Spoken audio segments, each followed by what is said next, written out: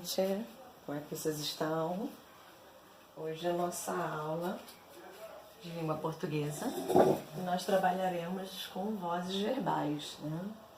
Semana passada a gente trabalhou com sujeito indeterminado e oração sem sujeito, hoje vozes verbais. Então vamos começar. Eu fiz esse esquema do slide aqui para ficar mais fácil para vocês entenderem, porque às vezes a imagem também que a gente coloca aqui do plural não fica tão boa quando eu estou filmando. Mas esse conteúdo que está aqui no slide vai estar na folhinha de vocês hoje na plataforma. Assim como a folhinha de exercício também, ok? Vamos começar então? Vozes verbais. O que seriam essas vozes verbais ou, como está no livro de vocês, vozes do verbo?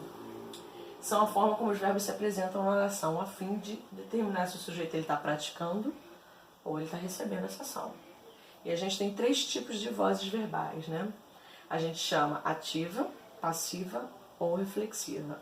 Inclusive aqui eu coloquei um exemplo de cada, para vocês entenderem melhor, e depois a gente vai com as suas particularidades nos outros slides. A gente começa aqui com a ativa. O sujeito é o agente da ação, e aí a gente tem como exemplo, vi a professora. Ou seja, a gente está o quê? Praticando a ação de ver a professora. A passiva, o sujeito sofre essa ação, ele recebe essa ação. Exemplo, a professora foi vista. Então a professora acabou recebendo a ação de ter sido vista por alguém. A reflexiva, a gente já trabalha com os dois. O sujeito ele pratica e ele recebe essa ação. Tá?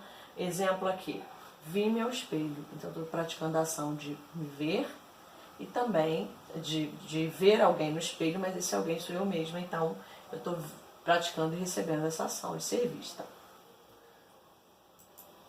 Aqui, se ficou um pouco pequeno, vou pedir para vocês acompanharem na folhinha, mas eu acho que vai dar para ver sim, tá? A gente começa primeiro com a voz ativa. Quem é o sujeito? Quem é o agente? É o sujeito, ou seja, aquele que está praticando a ação. Por isso a gente começa com o exemplo da Bia. Bia tomou o café da manhã logo cedo. Quem está praticando a ação? A Bia, que é o sujeito. Então ela está praticando a ação de tomar o café. Aspiramos a casa toda. Quem é o sujeito? Nós, que a gente chama de sujeito oculto. Porque por mais que ele não esteja aqui, a gente sabe pela desinência verbal que se refere a nós. Nós aspiramos a casa toda, praticando a ação. Já fiz o trabalho. Quem? Eu já fiz. Também é oculto. Ele não está aqui, mas a gente consegue perceber. Na passiva, o sujeito ele é paciente, ou seja, ele não pratica, mas ele vai receber essa ação. Exemplo, a vítima foi vista ontem à noite. Ou seja, a vítima recebeu a ação de ter sido vista por alguém. Aumentou-se a vigilância desde ontem. Então, existiu essa ação, né, que foi recebida de ter aumentado a vigilância, de ter sido mais vigilante.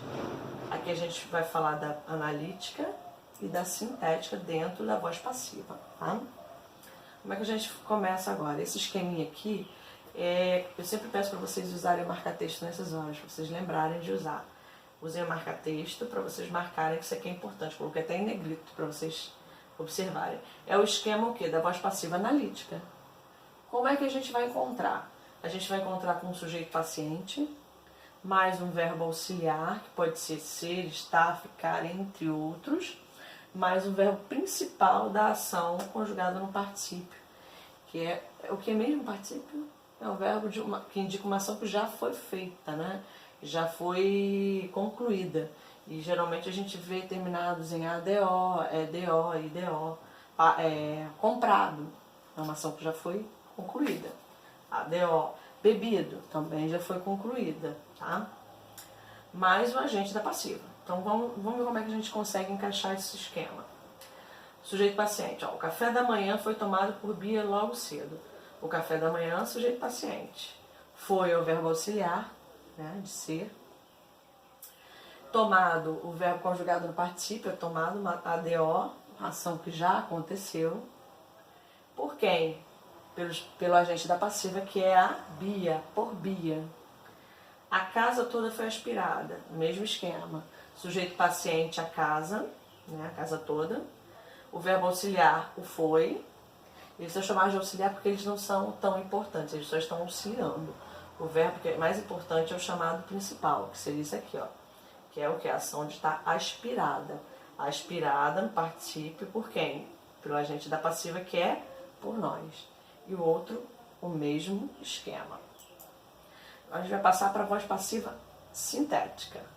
A voz passiva sintética, também chamada de voz passiva pronominal, em algumas gramáticas a gente vai achar com esse nome, ela é devido ao... Por que é chamada de pronominal? Devido ao uso do pronome o quê? Se, que é formado por, aí o mesmo esqueminha. A gente chama esse pronome se aqui, no caso, de pronome passivador, tá? Por isso, porque está na voz passiva, então a gente vai usar ele como pronome passivador. Então, o mesmo esqueminha que vocês também vão marcar com o marca-texto de vocês, para a gente entender como é que a gente vai encontrar essa voz passiva sintética. Ó. Verbo conjugado na terceira pessoa, que pode ser singular ou plural, mais um pronome passivador, que é o se, mais um sujeito paciente. Vamos ver no exemplo como é que fica? Tomou-se o café da manhã logo cedo. Tomou, verbo na terceira pessoa do singular, mais o se, que é o pronome passivador, mais o sujeito paciente, que é o quê? O café da manhã. Tá? O café da manhã logo cedo. Então, outro exemplo. Aspirou-se a casa toda. Ó. Aspirou, verbo na terceira pessoa do singular, mais o pronome passivador se, mais o sujeito paciente, que é o quê? A casa toda. Tá? Que recebeu essa ação. E o outro, o mesmo esquema. Aqui a gente vem com a voz reflexiva. Ficou um pouco pequenininho, mas quando vocês olharem a folhinha, vocês vão ver que dá para entender. Para vocês entenderem melhor, quando a gente trocar da ativa para passiva, eu queria que vocês tivessem essa noção, né? Mas aí, no próximo slide, aqui a gente vai primeiro entender o que é reflexiva. A gente tem a ativa, que pratica, a passiva, que recebe. E a gente tem a reflexiva, que é o quê? Que a gente pratica e recebe essa ação. Então, na voz reflexiva, o sujeito ele é agente e, ao mesmo tempo, ele é paciente. Uma vez que ele vai praticar, ele vai receber essa ação. Como é que ficaria isso, professora, na prática? Vamos ver um exemplo aqui, ó. A velhinha sempre se